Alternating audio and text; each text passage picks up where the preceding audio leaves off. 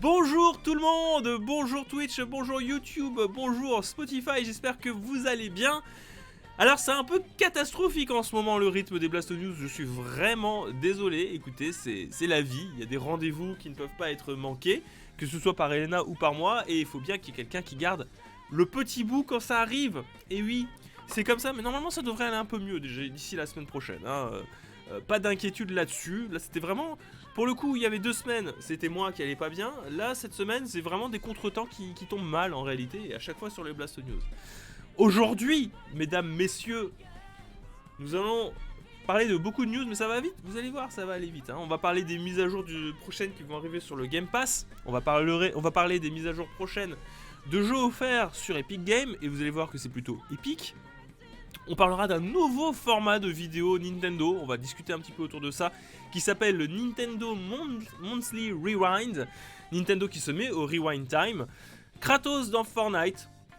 Voilà, parce que c'est important d'en parler aussi, de Kratos dans Fortnite. On fera un petit point sur la rubrique nécrologique de BioWare.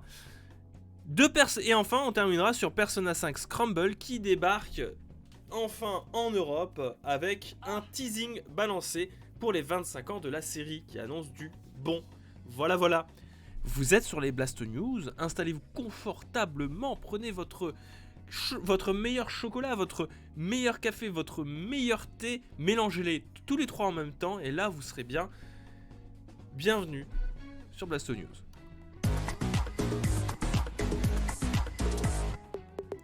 Alors la première news qu'on va parler, ça va être les différentes mises à jour de jeux vidéo offerts. Je vais très bien dire Razer, merci beaucoup.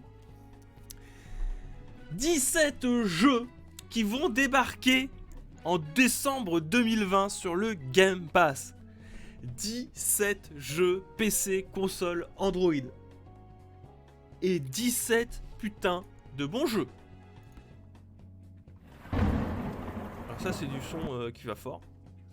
Le 3 décembre, donc c'est déjà passé, c'était il y a 2 jours. Control sur Android et console. Quand il y a marqué Android, ça veut dire que c'est le xCloud. Control quand même, s'il vous plaît. C'est pas rien. Bon, c'est pas la version Ultimate hein, pour ceux qui auraient une Series X, hein, malheureusement. Parce qu'il n'est pas encore sorti. Doom Eternal sur PC. Doom Eternal sur PC. Après être sorti sur Xbox, ça y est, il est disponible aussi sur PC. Vous avez zéro excuse en fait. Doom PC, vous y êtes. Haven sur console et PC, Rage 2, Slime Rancher sur Android et console, 21 Valhalla, Cyberpunk Bartender Action PC, Yes Your Grace sur Android et console. Le 4 décembre, donc c'était hier, on en avait parlé sur Singe Pourpre, il y est. Dragon Quest 11S, les combattants de la destinée sur console et sur PC, vous avez zéro excuse pour pas lancer un des meilleurs RPG de ces dernières années. C'est Persona le meilleur. Mais un des meilleurs. C'est vraiment un lourd RPG. Vous avez zéro excuse. Vous l'avez pas fait sur Switch? Vous trouvez qu'il coûte très cher?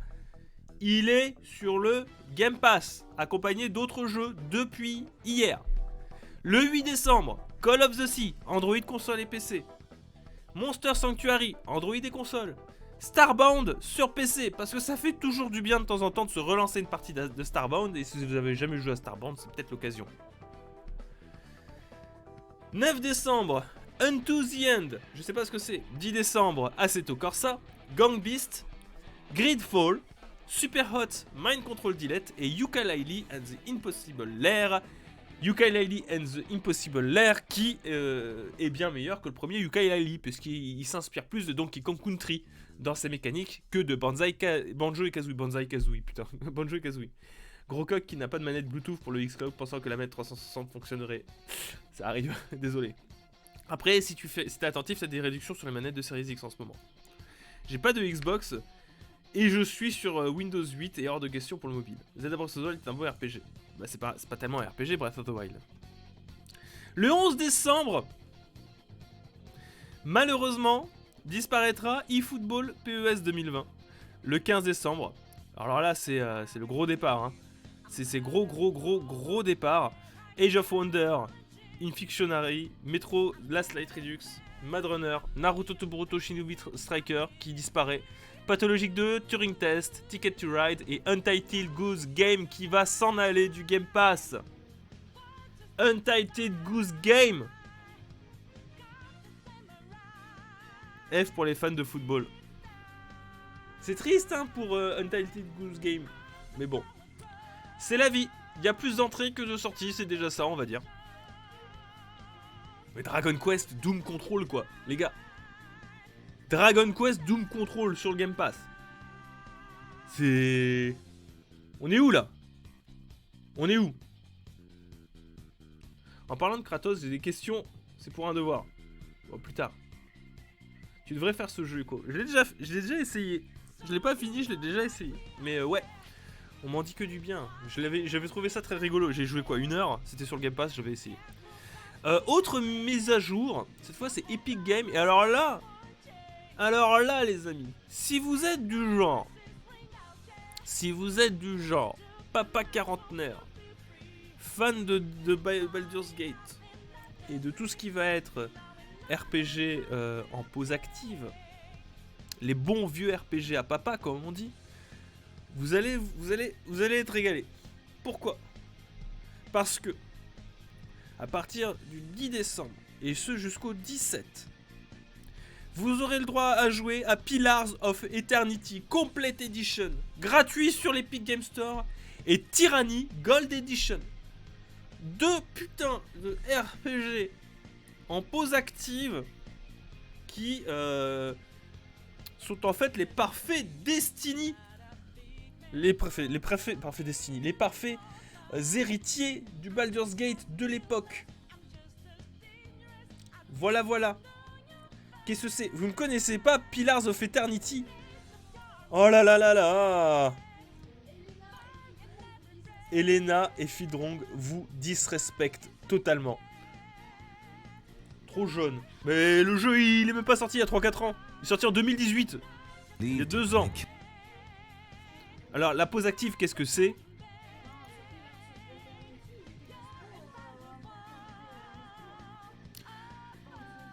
Oui, c'est vrai. La définitive, c'est avec les DLC et tout. La pause active, pour ceux qui connaissent pas et qui savent pas exactement ce que c'est. Donc, je vais essayer de trouver une image plus lisible que ça. Voilà, ça c'est lisible. Tac. Donc là, vous voyez, vous avez les petits bonhommes là. Je peux pas mettre en 1080p, ouais. Ça change rien. Là, vous avez vos petits bonhommes que vous gérez, ici. Et là, vous avez les monstres qui vous attaquent. Vous les gérez à la souris. Vous allez cliquer pour bouger sur les éléments du décor. Un monstre apparaît. Vous mettez vous-même en pause. Et en fait, c'est vous qui gérez le tour par tour, plus ou moins. Vous mettez en pause et vous dites à vos bonhommes, bon, toi tu vas faire ça, toi tu vas lancer des flèches sur les ennemis à l'arrière, toi tu vas prendre l'aggro parce que t'es le tank, donc du coup tu vas provoquer l'ennemi, et toi tu vas caster ton sort. Vous relancez le jeu. Vos personnages font leur action, vous remettez en pause. Ok, maintenant que toi, t'as pris l'aggro, ce serait bien que toi, tu soignes le personnage qui a pris l'aggro pendant que l'autre, il continue à taper. Le sort est pas tout à fait terminé de caster, donc pour le moment, je peux pas trop faire grand-chose. Mis à part que mon sorcier peut protéger Maintenant qu'il a lancé sa boule de feu, il peut protéger celui qui est en train de lancer son autre boule pour pouvoir éviter qu'il ne soit dans la merde. Donc toi, tu fais ça. Et l'archer, tu vas faire une attaque surprise derrière l'autre adversaire et essayer de nettoyer ceux qui arrivent. Tu relances le jeu, les actions se font, hop, tu remets en pause. Et en fait, c'est ça, c'est de la macro-gestion. Ouais, c'est de la macro-gestion. Donc, un excellent... Alors, je vous le présente comme je peux, mais c'est un jeu difficile. C'est vraiment... Si vous aimez la difficulté, le challenge, c'est un jeu qui est fait pour vous, mais c'est très particulier les jeux à pause active. On n'en retrouve plus beaucoup, des jeux à pause active. Il faut être honnête. On n'en retrouve plus des masses parce que c'est quand même assez austère sur certains points, c'est vrai. C'est un petit peu old school sur d'autres, c'est vrai. Mais il y a tellement de richesse dans l'histoire, dans les opportunités de dialogue, etc. Franchement, allez-y les yeux fermés. Au pire, c'est gratuit. Vous perdrez... De quoi? Une après-midi à essayer de comprendre les mécaniques dans le pire des cas, tu vois.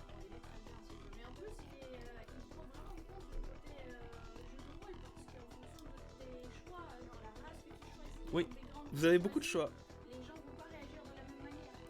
Si tu veux parler et intervenir, il faut que tu viennes ici parce que les gens ils entendent une voix de fond.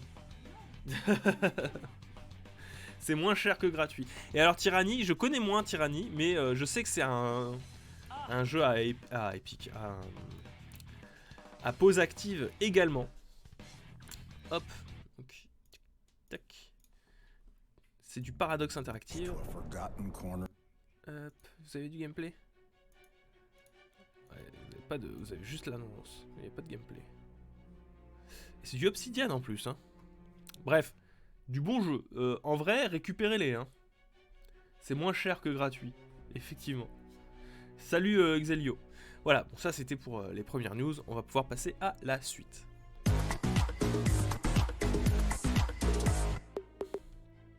Alors, est-ce que vous avez vu passer ça, que Nintendo s'amusait à communiquer autour du Nintendo Monthly Rewind et qu'il compte en fait tous les mois faire une courte vidéo pour vous rappeler l'actualité autour du Nintendo, que ce soit par exemple les posts Twitter de Animal Crossing, que ce soit les mises à jour du jeu, que ce soit les récentes sorties, etc. Voilà. Je sais pas trop quoi penser de ça personnellement parce que ben... Non, je suppose que c'est bien pour les personnes qui suivent pas trop l'actu, hein, c'est cool. Le problème que j'ai avec ça, c'est que... ça va être très méchant ce que je vais dire. Le principe du Nintendo Monthly Rewind ou de faire un rewind mensuel, c'est que t'aies de l'actu dans le mois en fait, pour que ça fonctionne. Or Nintendo, le dernier Nintendo Direct, ça fait un moment quand même que c'est pas passé. Donc là vous êtes en train de vous baser votre premier format pour faire un rewind de ce qui s'est passé dans le mois. C'est bien, c'est une bonne initiative je trouve. Mais enfin faudrait peut-être de l'actu se mettre sous la dent pour faire un... Hein? On est d'accord? Parce que là pour le moment... Pour le moment ça raconte grosso merdo ce qui s'est passé avec la mise à jour 11.0 de la Switch, les mises à jour d'Animal Crossing et la sortie de Fitness Boxing 2. Voilà ce qu'il fallait se mettre sous la dent. Ils ne mettent qu'une seule jeu exclu par mois aussi. Ah non mais... Quoi, hein, Nintendo dit quoi? Donc je sais pas ce que vous en pensez. Est-ce que vous trouvez que c'est un format utile? Parce que moi je l'ai vu, j'ai dit ok, oui, bon, je suis au courant. Il y a des démos de Pikmin 3, il y a des démos de Hyrule Warrior. Il y a Fitness Boxing 2 qui est sorti. Est-ce que ça intéresse des gens de Fitness Boxing 2? Est-ce que finalement les derniers joueurs d'Animal... Enfin ceux qui jouent encore à Animal Crossing aujourd'hui, est-ce qu'ils sont pas déjà au courant en fait qu'il y a des trucs qui se passent dessus? Bon, je sais pas. Osef Thiers. Et comme je l'ai dit, surtout, ben, l'intérêt d'un rewind d'actu, c'est que t'aies de l'actu sur ta console. Et là, en l'occurrence, Nintendo, le gros problème que t'as, c'est que ton actualité, elle est un peu au point mort. Rendez-vous compte, le dernier gros jeu de Nintendo à être sorti, c'est Hyrule Warrior. Et on n'en aura pas d'ici janvier-février, au moins. Moi, je suis saoulé de Nintendo depuis le drama Smash. Ouais, je comprends. Go home Nintendo, you're drunk. Après, vu que je suis souvent les news Nintendo, je crois pas être la cible de... C'est pareil pour moi. En vrai, il le rappelle très bien. Là, pourquoi est-ce que ça s'allume? Je voulais juste mettre en pause. Je suis pas la cible non plus. Mais... Il y a les chaînes Nintendo déjà directement sur Switch. Donc, bon... Écoutez, c'est cool, ça fait parler de... Ça occupe l'espace communautaire. En vrai, je suis un peu mauvaise langue. Et je pense que c'est bien que Nintendo occupe l'espace de communication un petit peu de temps en temps. Parce que justement, ça... Justement, on a eu un Nintendo Direct dans l'année. Hein. On a eu un Nintendo Direct dans l'année. Moi, ça me lasse Nintendo en ce moment. On n'est pas la cible, mais bon, soyons un peu de mauvaise foi et taclons-les un peu. Oui. C'est pas un défaut d'être mauvaise langue parfois. Écoutez, moi aussi, alors on pourrait se poser la question parce que je trouve que livraison rapide soulève un bon truc en ce moment. En ce moment, je suis vraiment complètement déconnecté de ce que peut faire Nintendo. Il y a eu un truchement qui s'est opéré cette année, doucement mais sûrement, sur mon intérêt que je porte autour de Nintendo, ses productions et de la Switch. J'en suis à un point où je dois brancher ma Switch pour qu'elle se recharge de temps en temps et pas niquer la batterie. Voilà. Voilà. Alors je sais que c'est un peu... je suis dans une position particulière, hein, parce que j'ai plein de consoles, etc. et que j'ai d'autres chats à fouetter. Mais je me pose la question... attention, parce que moi je suis pas... J'ai pas que cette console, mais si la lassitude commence à atteindre... si la lassitude commence à atteindre votre cœur de cible aussi, ça va être compliqué, quoi. J'ai beaucoup joué à ma Switch de la sortie jusqu'à cet été, mais depuis, j'y ai quasiment pas touché et j'ai vraiment du mal à y retourner. Moi aussi. C'est pareil pour moi, c'est drôle que t'en parles. Ah, mais on est... On est d'accord, hein. C'est terrible, c'est absolument terrible. Je pense que le confinement a pas aidé non plus. Je sais pas. Parce que... bah, ouais, non. Là, c'est la psychologie de comptoir, donc je sais pas. L'absence de Nintendo Direct et d'entretien de la hype a pas joué, et le fait que les derniers coups d'éclat de Nintendo, ça soit en réalité des dramas, que ce soit les dramas de la communauté Smash en interne, que ce soit bah, alors ça tourne autour de Smash, hein, vous me direz, mais c'est parce que c'est le jeu communautaire qui fonctionne le mieux. Mais que ce soit aussi les derniers dramas de Nintendo qui attaquent des tournois, alors qu'ils sont dans leurs droits, évidemment qu'ils sont dans leurs droits, parce que évidemment que tu vas pas soutenir quand tu t'appelles Nintendo, en tout cas, tu vas pas soutenir un événement qui se base sur une architecture qui est un détournement de propriété intellectuelle. Mais bon, ça fait mal. Du Zelda, le Zelda 2, on a zéro news, ils l'ont annoncé beaucoup trop tôt. Metroid Prime 4, ils l'ont annoncé 1 milliard de fois trop tôt. On n'a pas de nouveau Mario Kart, si ce n'est du jouet. Quand ça communique, c'est à destination des enfants. Je me sens un peu mis de côté par la communication de Nintendo aussi, parce que Nintendo vise plus les nouveaux que ceux qui sont là depuis longtemps. Donc du coup, en tant que fidèle, je me sens mis de côté aussi. Il y a peut-être un petit peu de ça. Bayonetta 3, j'en parle même pas. Super Mario Origami King, il est bon, mais c'est pas le Paper Mario que j'attendais, tu vois. Donc je sais pas, je suis lassé de la Switch. Et ce Monthly Rewind, c'est un petit peu la goutte d'eau, tu vois, qui me dit mais putain, mais je m'en fous, c'est dommage, putain. Et c'est un amoureux de Nintendo qui parle, mais ça me fait chier, quoi. Est-ce qu'on parle de la publicité mensongère de Hyrule Warrior? Je l'ai pas vu. Nintendo, c'est le Norman des jeux vidéo, sa communauté grandit, mais pas lui. Aïe. Le FF15 a été annoncé 15 ans avant sa sortie, non? Mais non, c'était FF versus 13, voyons. Oui, bah ça, c'est... Je remets pas en cause le fait que c'était un problème, hein, pour Final Fantasy XV. Ça a été un énorme problème, hein, son annonce. Mais ça, c'est la faute à Nomura, c'est pas la faute à Square Enix. Évitons les spoils d'Hyrule Warrior. Évitons. Par contre, Origami King, quelle bonne surprise, un des meilleurs Paper Mario pour moi. Ah, je suis pas... moi, je suis encore trop bloqué, je veux du RPG Mario, moi. Avec Paper Mario. Bayonetta 3, Metroid Prime 4, ils sont où, là? Ils sont où? Oh!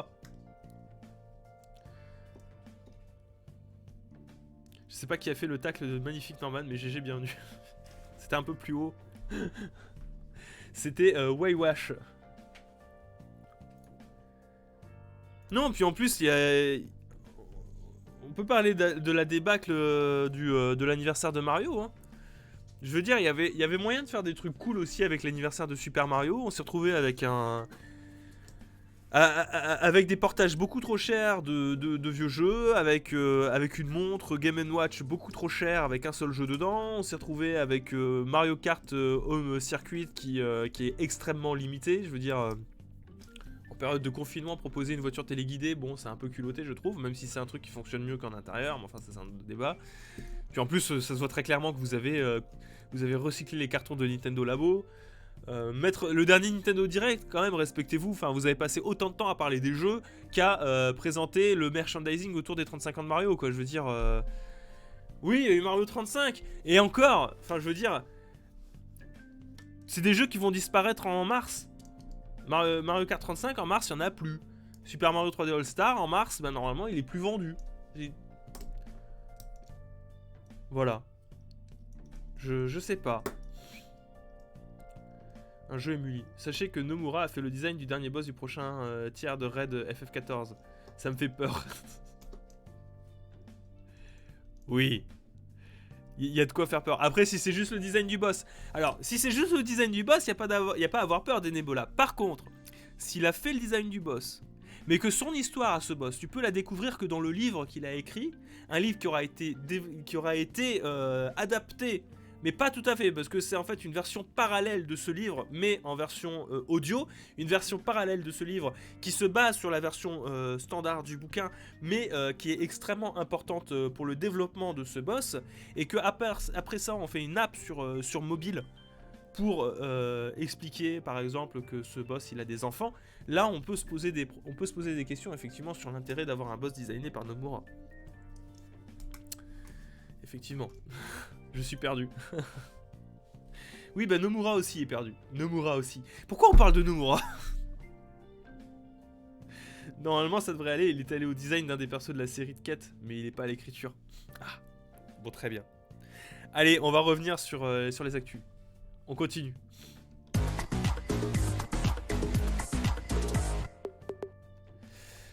Kratos dans Fortnite. Bon, je sais qu'il y en a beaucoup ici. Peut-être que Fortnite, quand on vous en parlez, vous avez de l'urticaire qui commence à arriver. Bon, c'est pas grave. Hein. Moi, je trouvais ça rigolo de me dire qu'il y a des joueurs Xbox et PlayStation et Nintendo qui auront la joie de découvrir Kratos dans Fortnite.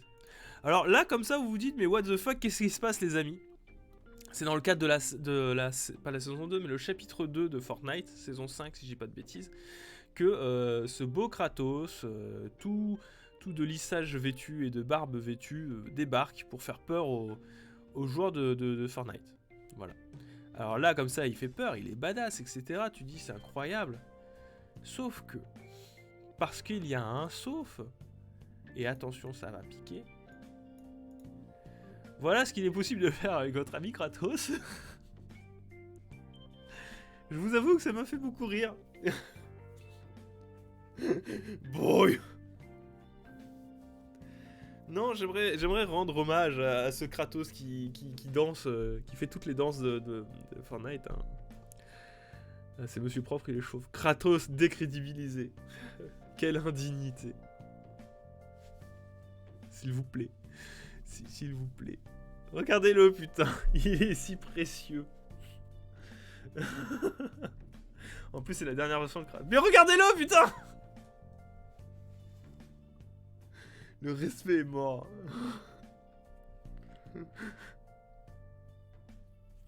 Bientôt Joël dans Fortnite. Hein. Écoutez, j'aimerais bien. Ça pourrait être cool. Bon, il n'y a pas que Kratos qui débarque dans Fortnite. Il y a aussi le Mandalorian avec bébé Yoda qui est présent. Fortnite qui continue à faire des... Ça devient une sorte de Smash Bros du TPS, hein, Fortnite. Entre Marvel, Star Wars, Kratos... Oh putain.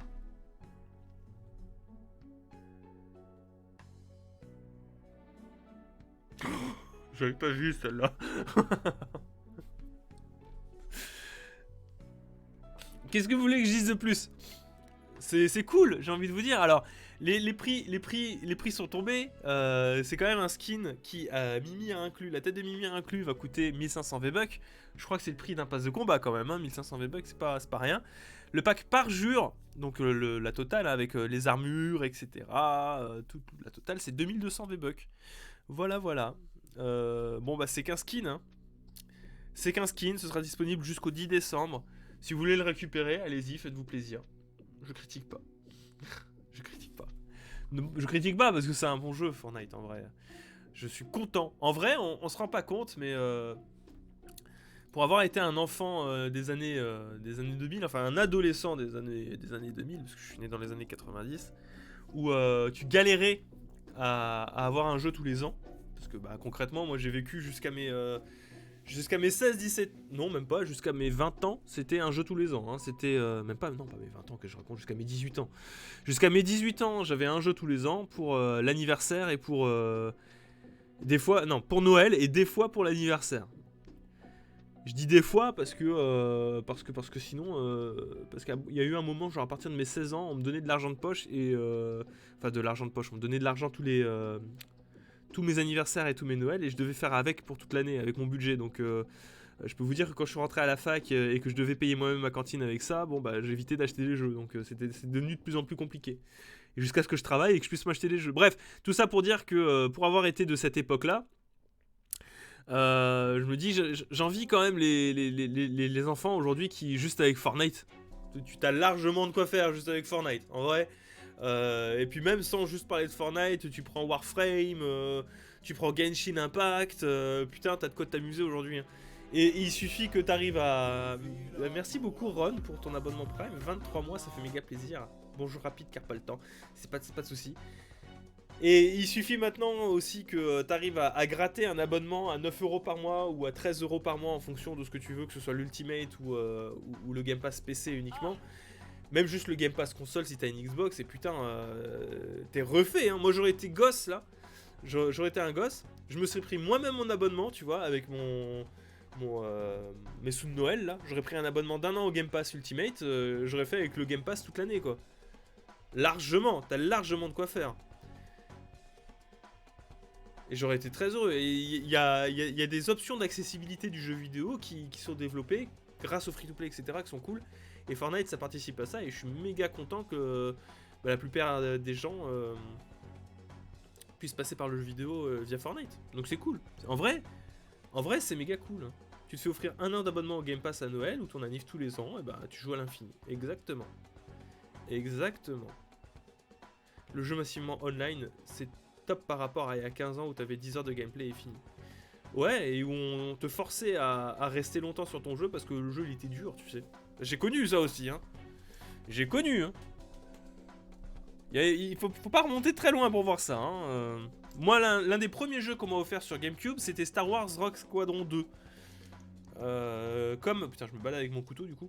Rogue Squadron 2, du coup, comme je sais pas si vous avez vu la vidéo de Conquerax dessus, ça m'a fait rappeler beaucoup de souvenirs là-dessus, mais le jeu il était putain de dur. Hein. Pourquoi ? Parce que si t'étais trop fort pour le finir d'une traite, t'en avais quoi pour 3-4 heures.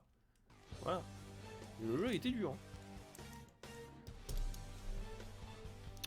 Iconobraqueur. J'hésite à me prendre un abonnement Game Pass pour Noël.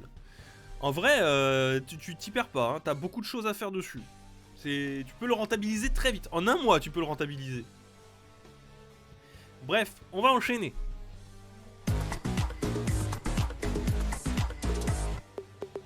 Et tout de suite, nous enchaînons sur la rubrique nécrologique de ces Blast News. Je vais vous parler encore un petit peu de la mort lente et dans l'agonie et dans la souffrance de un de mes studios de développement favoris, BioWare. BioWare qui depuis la fin de Mass Effect 3 a vu partir, je crois un truc comme 90% des membres originaux. Alors, loin de moi l'idée de vous dire que les membres originaux, c'est eux qui faisaient des jeux de qualité. Il y a aujourd'hui des personnes tout à fait qualifiées dans BioWare.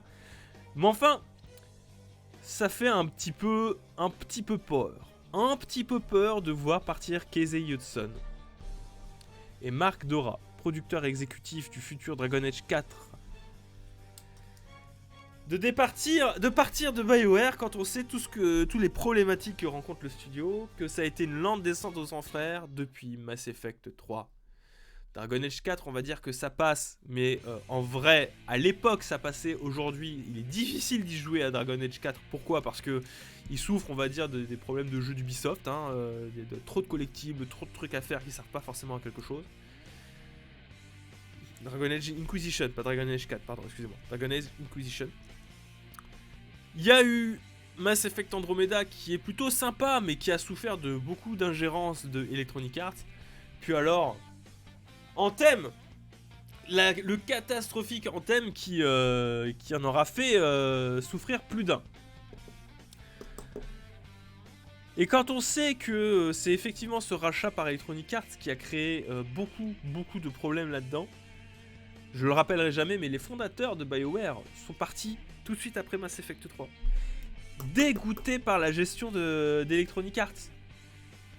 Je répète encore l'histoire avec mon couteau dans la main que je suis prêt à lancer sur quelqu'un n'importe quand, mais les créateurs de BioWare historiques, ceux qui ont mis en place Baldur's Gate, de bons jeux, à l'origine des Mass Effect, sont partis sans demander leur reste et sont devenus des brasseurs de bière, quittant le monde du jeu vidéo à tout jamais. On a perdu des personnes de grande qualité pour une mauvaise gestion, une ingérence d'Electronic Arts qui tient à tenir un cahier des charges un petit peu trop rigoureux, porté sur le online, le jeu service et les microtransactions. Bon alors Crafture, grosse reconversion professionnelle, moi tu sais,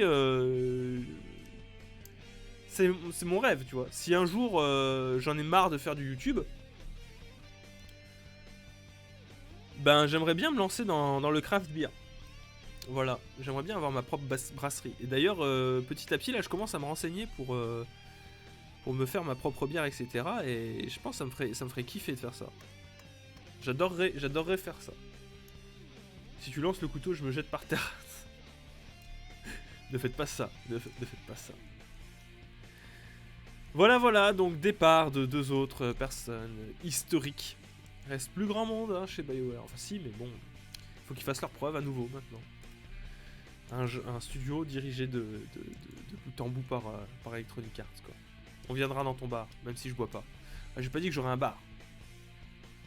J'ai pas dit que j'aurais un bar. Je fais ma propre bière. Je vends ma bière dans des bars. Je vais avoir des cuves, tu vois. Ça me ferait trop kiffer. Bizarrement, j'adorerais faire pareil alors que je bois pas. Bah, y a cette histoire de patience, tu vois. C'est un peu de la chimie. Tu mets un peu de houblon, tu mets des levures, tu mets ça dans des bonnes cuves. Il faut que ce soit la bonne température, le bon moment, etc., etc. Et puis tu laisses mijoter. C'est un peu une cuisine avec de l'amour que tu mets dedans, etc. Non, en vrai, ça me ferait méga plaisir. Bah, je voulais la faire avec toi, Mage, mais confinement, on n'a pas pu le faire ensemble. Hein. On s'en rappelle de la vidéo de Catherine, Nico. Merci, ça fait plaisir que vous vous rappelez de ces vidéos. Bon, allez, on enchaîne.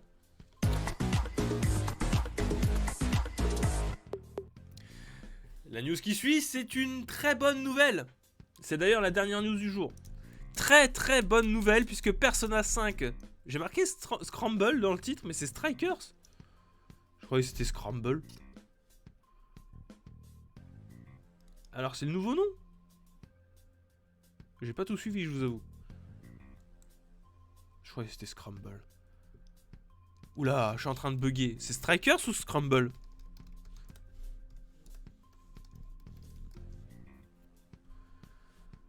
The Phantom Strikers. Ah, c'est Scramble The Phantom Strikers. Mais pourquoi vous avez... Alors, c'est une erreur de Gematsu, alors. Parce que c'est Persona 5 Scramble The Phantom Strikers. Voilà. Non, parce que c'était important pour moi de savoir. Donc, qui va enfin débarquer? Qui a enfin une date? Alléluia! En Europe, le 23 février, sur PS4, sur Switch, sur PC, via Steam.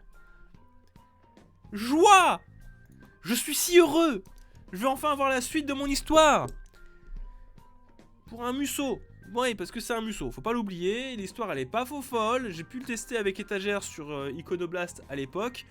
Bon, c'est cool, hein, mais n'ayez pas de grosses attentes là-dedans. Si vous voulez vraiment vous faire plaisir avec un prochain Persona, attendez plutôt éventuellement un Persona 6.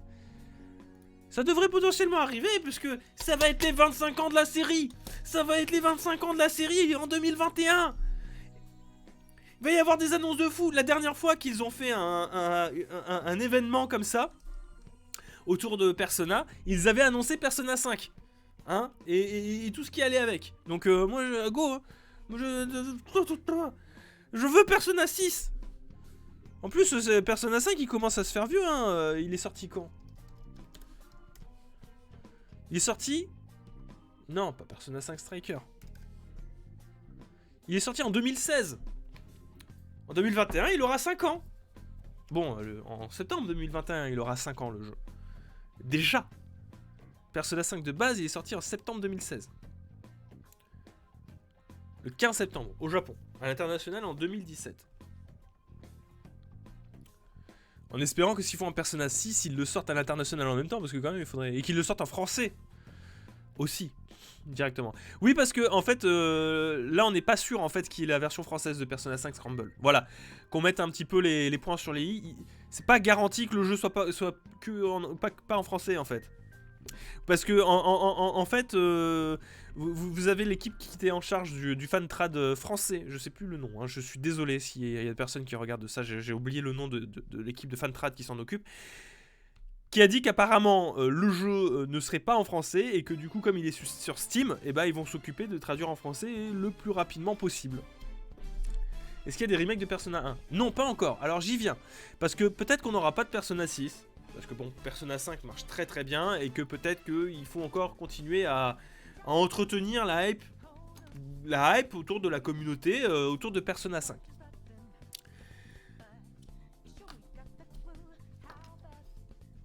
Peut-être que, et ça rejoindrait ce qu'avait dit Sega à un moment, nous aurons le droit à des annonces autour, peut-être pas de remake, mais au moins à des portages des vieux Persona sur d'autres consoles. Je vous avoue que Persona 4 sur PS4 ou sur Switch, ça me ferait plaisir. Je vous avoue qu'un petit Persona 3 remaster, vous voyez la version PlayStation 2, hein, les graphismes de la PS2, mais les améliorations apportées par Persona 3 sur PlayStation Portable, parce que PlayStation Portable c'est la meilleure version. Le problème c'est que la PlayStation Portable elle était tellement faible en termes de capacité technique qu'en fait tu peux pas te balader librement dans les environnements, t'es qu'un petit curseur qui se balade, c'est moche, mais c'est la meilleure version de Persona. Donc fusionner les deux au moins à minima, ça pourrait être cool. Des portages de Persona 2, Persona 1. Alors, je vous conseille pas, parce que Persona 1 et Persona 2, ça vieillit. Hein. Oula, oh là là là là. Vous avez déjà été faire un tour sur Persona 2 à quoi ça ressemblait? Parce que c'est... Même en mécanique de gameplay, ça ressemble plus vraiment, c'est plus très proche en fait d'un Shin Megami Tensei en termes de combat, etc. Hein. Je vais vous montrer. C'est très vieux. Hein. C'est vraiment les RPG durs façon... voilà. Hein. C'est de la PS2. C'est de la PS1, pardon. Le fameux sondage d'Atlus rejoint cette idée. Oui. PS1. Le 2 c'est de la PS1, le 1 aussi c'est de la PS1, effectivement. Mais ça a vieilli. Hein. C'est très très old school comme JRPG. C'est les JRPG durs de l'époque. Alors pour vous dire, hein, parce que les RPG à l'époque, même mainstream, on faisait pas tout à fait pareil. Hein. Vous prenez les Final Fantasy sur PlayStation, il y avait des mécaniques qui étaient parfois un petit peu compliquées. Même des RPG qui étaient un petit peu de niche. Là c'est de la niche de niche quoi. Fallait vraiment déjà être à l'époque. À l'époque il fallait être très déter pour les faire. C'est dans la lignée, hein, c'est plus dans la lignée d'un Shin Megami Tensei que les personnages que vous connaissez aujourd'hui. Donc c'est pas vraiment... Si vraiment ils veulent ressortir des Persona 1 et Persona 2, il faut les refaire.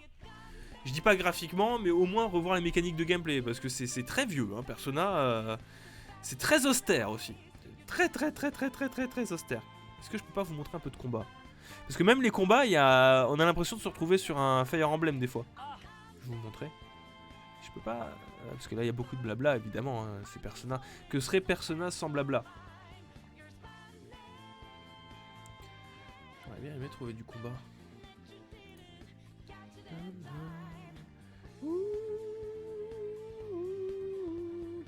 Tac, regardez. Voilà. Ça c'est les combats dans Persona. Persona Blabla Edition.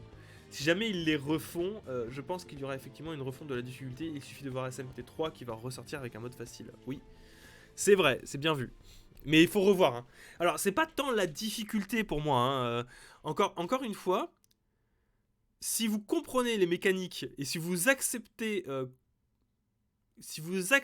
comment fonctionne Persona 2, on va dire que ça passe. Alors, il y a des trucs durs, effectivement. Il y a des trucs durs, mais c'est vraiment le système de combat, pour moi, et l'approche de comment est-ce que ça fonctionne, l'approche du jeu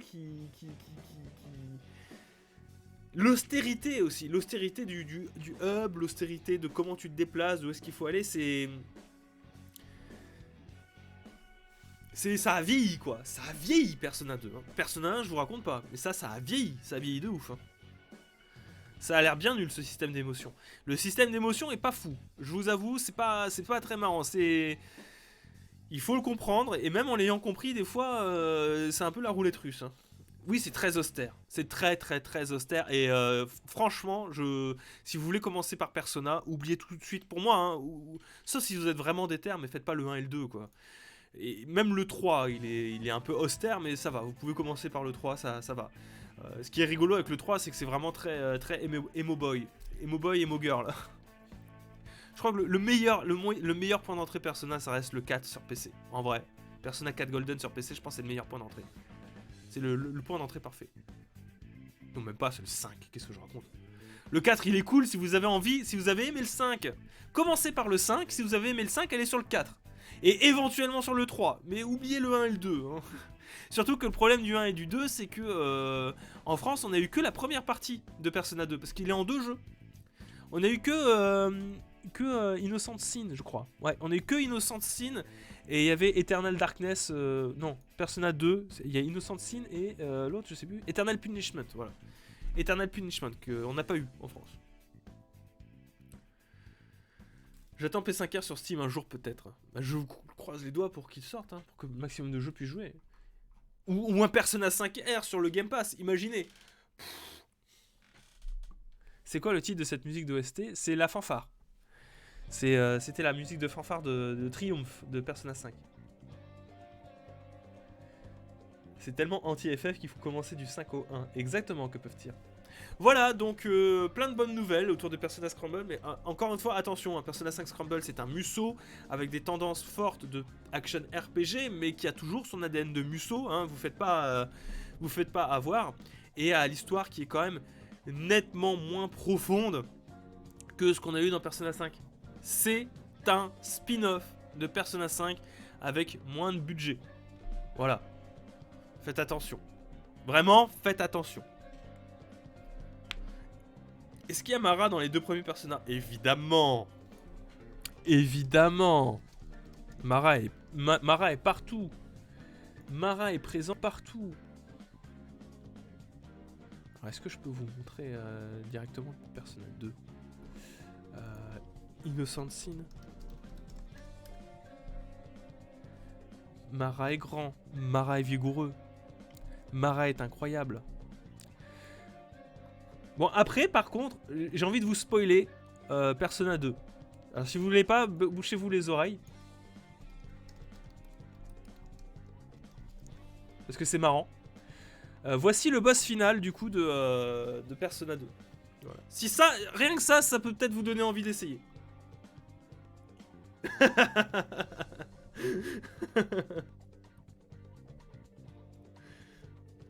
C'est marrant, hein.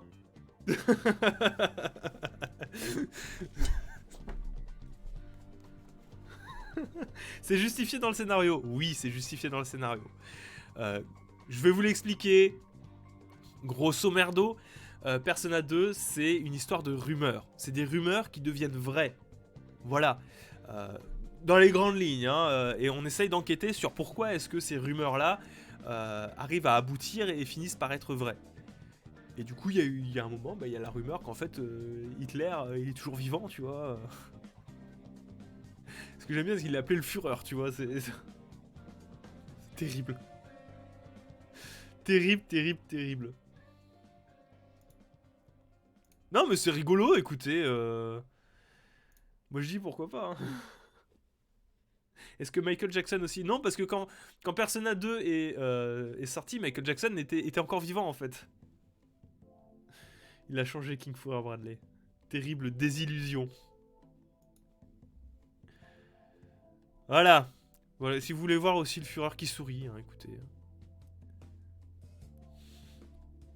Dans Pokémon Clover, il y a Hitler. Je savais pas. Bref, merci d'avoir suivi ces Blast News. J'espère que ça vous aura fait sourire. On se retrouve bientôt pour de nouvelles actualités. C'est mardi prochain. Moi, je vais préparer à manger, me substanter, comme on dit, et bosser sur la review de Demon's Souls pour Singe Pourpre. Merci à tous d'avoir été présents et je vous embrasse. Ciao.